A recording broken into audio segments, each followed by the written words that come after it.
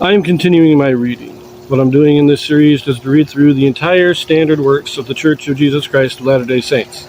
This consists of the Bible, the Book of Mormon, the Doctrine and Covenants, and the Pearl of Great Price. I am reading in a chronological order of events, not according to publication or volume, so I will be skipping around a bit as I move along. Hosea chapter 7. Israel reproved for her manifold sins. Ephraim is mixed among the people. When I would have healed Israel, then the iniquity of Ephraim was discovered, and the wickedness of Samaria, for they committed falsehood. And the thief cometh in, and the troop of robbers spoileth without.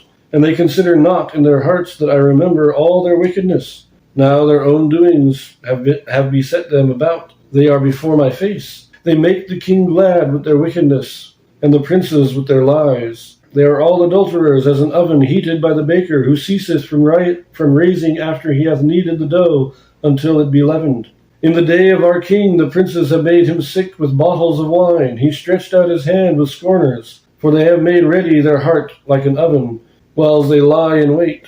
Their baker sleepeth all the night, in the morning it burneth as a flaming fire. They are all hot as an oven, and have devoured their judges. All their kings are fallen, there is none among them that calleth unto me.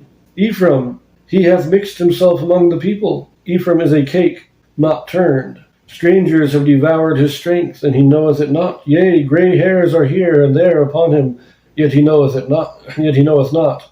And the pride of Israel testifieth to his face, and they do not return to the Lord their God, nor seek him for all this.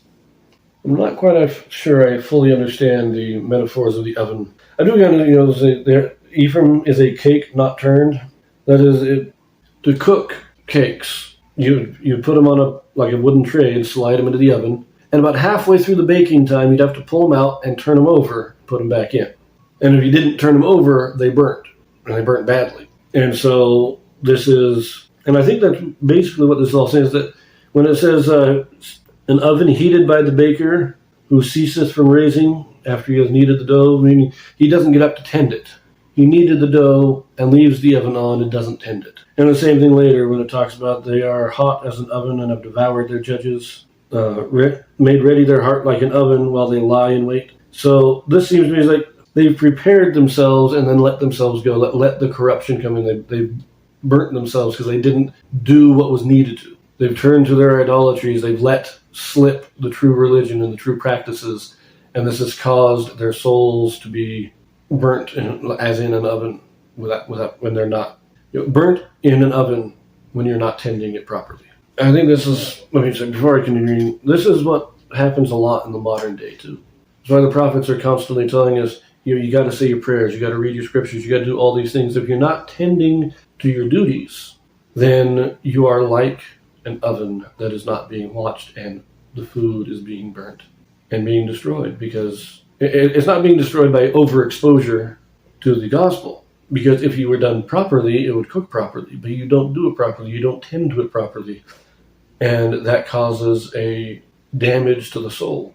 So, anyways, we'll finish this out here. Verse 11.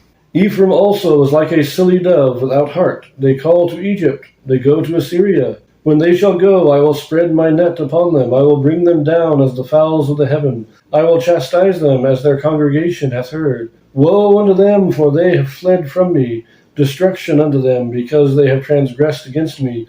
Though I have redeemed them, yet they have spoken lies against me, and they have not cried unto me with their heart. When they howled upon their beds, they assembled themselves for corn and wine, and they rebel against me. Though I have bound and strengthened their arms, yet do they imagine mischief against me. They return, but not to the Most High. They are like a deceitful bow. Their princes shall fall by the sword for the rage of their tongue. This shall be their derision in the land of Egypt.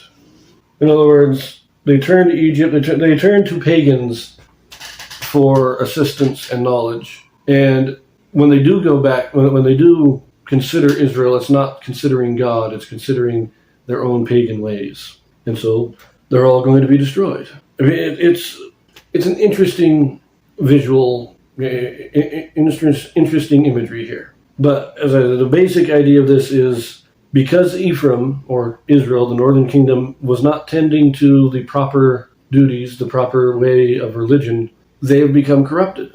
and they have gone off to pagans for help and for knowledge, and because of this, they will be destroyed. Anyways, going to leave that here, and we'll pick this up in the next one. See you there.